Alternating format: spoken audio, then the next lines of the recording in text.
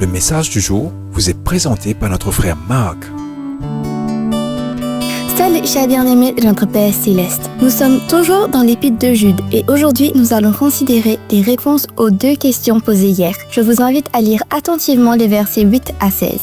Premièrement, Jude nous dit que ces personnes se laissent guider par leurs rêves et qu'elles se souillent par le péché.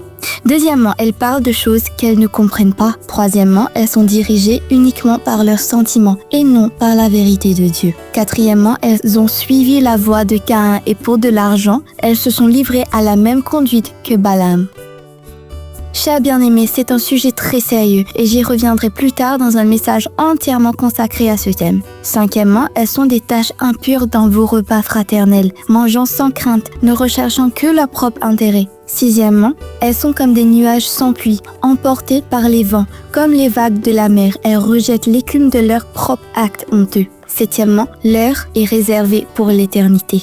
Huitièmement, elles murmurent, se plaignent et accusent les autres, tout en suivant leur propre convoitise mauvaise. Neuvièmement, elles se vendent d'elles-mêmes et flattent les autres pour obtenir ce qu'elles désirent.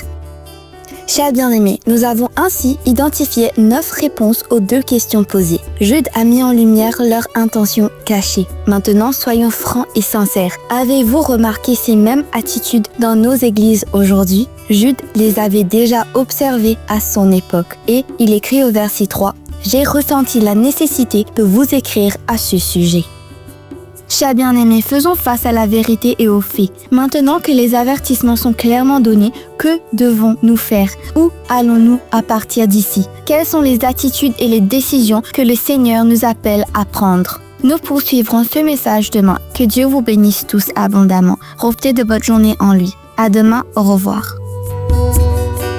Si toi aussi tu crois que la parole de Dieu est une bénédiction, partage-la et sois une source de bénédiction pour les autres toi aussi.